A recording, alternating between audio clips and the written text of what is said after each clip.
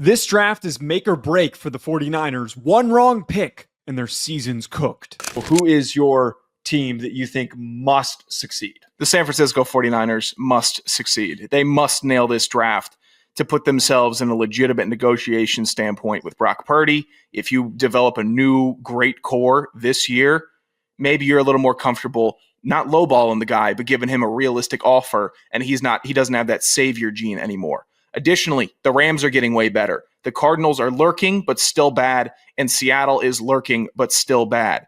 The 49ers, underwhelming last year. You're getting much older. Kittle is old. You don't have Debo.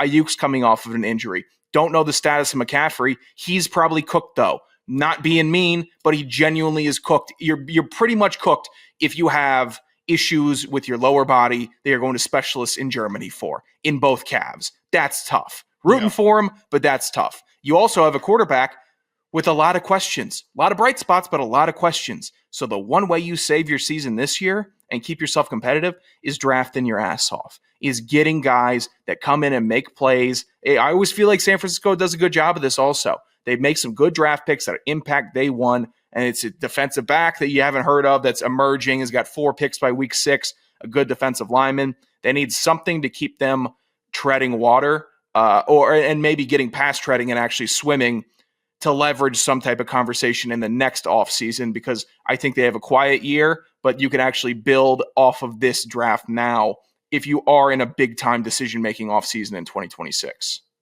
I think the 49ers are a great pick because of the Brock Purdy situation. They're going to pay him.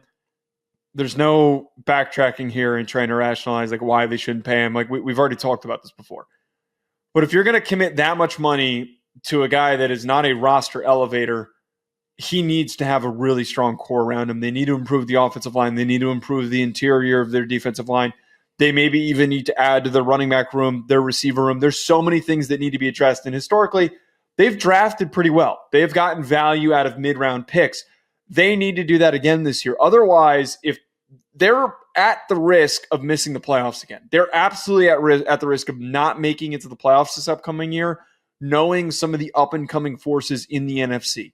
There are some teams that are getting younger and better, like the Commanders we've seen. The Eagles are now showing a new level of dominance. The Lions and the Vikings are showing that they can be consistently successful. Bears are going to be better. Bears are going to be better. The Packers are always a question mark and are certainly in the mix. The Cowboys, do they bounce back? No, but I see where you're going. The Buccaneers are. Right. It's getting tighter in the NFC. There's a lot of rosters that have a lot more proven commodities, and I would argue bigger playmakers, especially at quarterback, and better and deeper defenses that are going to be a week-by-week challenge. You can't just win with coaching. You got to have athletic, toolsy guys, and you can't just bank on the current core of players that you have.